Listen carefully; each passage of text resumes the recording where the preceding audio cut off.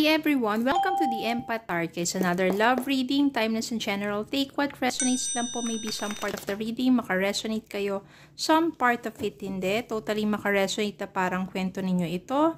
Na bawat baraha dito ay nangangahulugan ng mga yugto ninyo sa inyong relasyon, sa inyong buhay pag-ibig.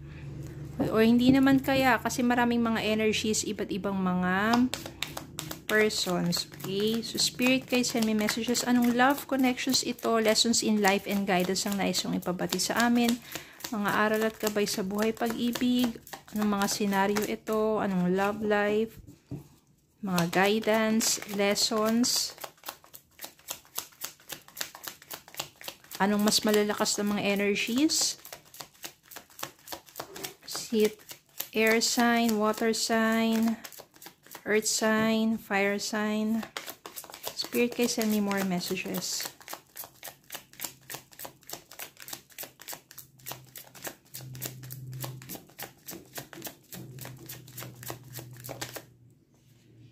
May nag-flipped. Yan. Sige, tignan muna natin itong mga to. Then, kuha na lang tayo. Okay. Three of Swords, Nine of Swords, Seven of Pentacles, Six of Wands, Page of Cups, Seven of Cups. So, halo-halo naman itong mga to. Meron kasing Wands, Pentacles, Cups, and Swords. Tignan pa natin bottom of the deck. Ace of Cups, Ten of Cups, Three of Swords, heartaches, breakups, cheating, lying. Totally, you are heartbroken. Sobrang tindi ng pinagdadaanan mo o pinagdaanan mo sa buhay, pag-ibig. You are heartbroken. No, magulo. Kung makikita ninyo, merong kidlat doon. So, ibig sabihin, parang storm.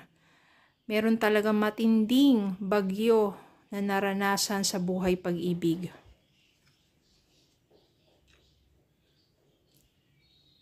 May mga times na Nine of Swords, yung gising ka buong magdamag, na ang dami-dami mong iniisip, ang dami-daming sumasagi sa isipan mo, naglalakbay ang diwa mo, kakaisip sa person mo, sa nangyari sa inyo, sa nagawa niya sa iyo, sa mga nasabi niya sa inyo, sa inyong paghihiwalay, bakit hindi nag-workout ang inyong relationship. So, ang daming tumatakbo sa isipan mo, hindi ka makatulog. Hindi panatag ang iyong puso at isipan.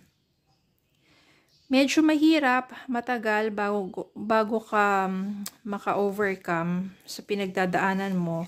Meron ditong Seven of Pentacles. No, parang you are trying iba't ibang mga paraan upang makalimot sa person mo. Sinusubukan mo maging busy, sinusubukan mo na alisin lahat ng mga bagay na nakakapagpaalala sa kanya kasi gusto mo nang malimutan na siya. Gusto mo nang mag-move on pero hirap na hirap kang gawin yon. Until maybe you realize na marami naman palang options. Hindi lang naman talaga siya ang tao sa mundo na dapat umikot yung mundo mo o umikot yung buhay mo. O, nagsimula ka na sabihin natin to make friends, hindi naman ibig sabihin na pagkaibigan is karelasyon agad. O, romantic relationship agad hindi. You make friends, nag-join ka sa mga community, nakakilala ka mga bagong kaibigan, no, yung iba dyan, joiners sa travel, yung iba nag-join sa mga community or mga club, for example, sa music, sa sports. So, marami kang naging mga ginawa at nakakilala ka ng maraming mga tao na nakakatulong sa'yo for you to, sabihin natin, i-divert yung attention mo, yung panahon mo sa mga gawain na yon para talagang hindi mo na siya masyadong maisip pa. So, dito 7 of Cups, Na-realize mo, ang dami palang pwedeng gawin sa buhay. Hindi kasi, kayo lang kasi, nagiging codependent kayo, umiikot lang yung mundo ninyo sa isa't isa. Wala na kayong ginagawa kasi parang ang ano nyo lang is bantayan ng isa't isa. Nang nagkahiwalay na kayo, and you explore yung buhay mo, diba? Ang dami palang pwedeng gawin. Ang dami mo palang kayang gawin sa buhay. Ang dami mo palang skills. Ang dami mo palang, meron ka palang talent. So, meron ka palang bagay na pwedeng magiging interesado ka na gawin. So, dun mo na-realize, ang dami palang options sa life. Then, Page of Cups dito, nung mas minamahal mo yung sarili mo, nagfo-focus ka na sa sarili mo, hindi ka tulad dati, parang lugmok. Ang itsura mo, hindi maganda yung aura. Diba? Pero dito, you bloom. Kasi when you love yourself, you bloom like a flowers. At saka yun sinasabi nga nila, diba? Yung mga bees, yung mga bubuyog, saan ba sila nagpupunta? Diba sa isang garden na kung saan maraming bulaklak? So, dapat ganun ka. Parang ikaw yung garden and make yourself bloom with flowers so that you attract bees. No, hindi ka mga habol na mga bubuyog. Hayaan mo sila ang ma-attract sa'yo. Ayan, sa kinumpare na yung person sa bubuyog. So, anyways, ganun ang mangyayari sa'yo. You attract. Kaya naman, merong sisibol dito na new love. Ace of Cups means new relationship, new romantic relationship, new love. Tignan mo dito sa cup na yan. Oh. Nag-bloom talaga yung flower, yung energy of love from someone na na-attract mo sa buhay mo. At magiging maganda to, 6 of Wands, ibig sabihin successful ang inyong magiging relationship kasi nawala na rin sa'yo yung pagiging codependent. Nandiyan sa isa't isa yung support, yung trust, diba? Yung give and take. So, magiging successful at matutuwa naman ang mga kaibigan mo, ang pamilya mo. Hindi na ikaw yung dating ikaw pagdating sa pakikipagrelasyon because you mature. At mauuwi to sa yung pag-iibigan na mauuwi sa pag-iisang dibdib. 10 of Cups dito, meaning you are building your family with full of love, joy. You nourish, you flourish, abundance of love na maaring hindi mo nahanap or hindi nangyari sa iyo ng person mo kasi maybe you are too young, immature, codependent, ganyan. Pero when you mature, because when you love yourself, you explore, you become more attractive, you attract new love, mauuwi ito sa isang napakagandang relasyon, building your family with full of love and joy. Okay, so don't give up on love.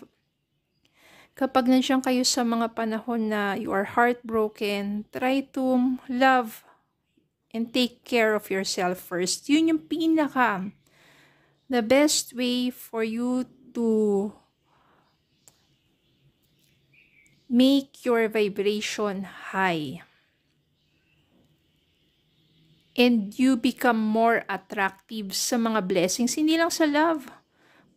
Maraming mga blessings ang darating sa buhay mo. Self-love and care. And darating at ma-attract mo ang love na deserve mo. Okay, yung karapat-dapat sa'yo, the kind of love that you manifest.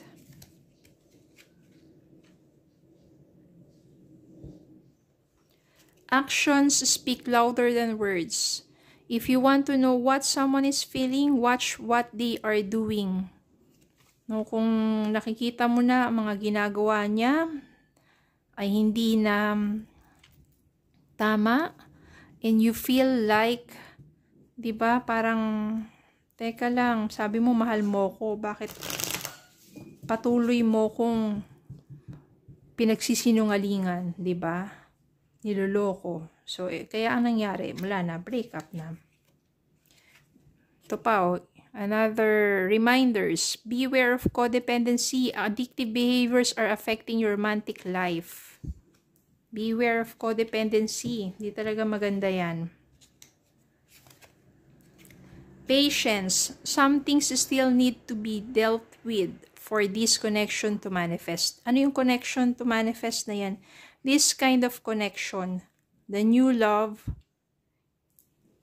building a family with full of love and joy. With someone na sabihin natin you deserve, with someone na katulad mo na maaring nag-mature na and meron din pagmamahal sa sarili niya. Kung meron pagmamahal sa sarili, marunong din siyang magmahal ng iba. Katulad ng kanyang pagmamahal sa sarili niya. So, dapat ganun. Okay? So, yun lang po. Maraming salamat po for watching. Please don't forget to like, share, comment, subscribe, follow me Facebook and YouTube. Have a good day po and God bless.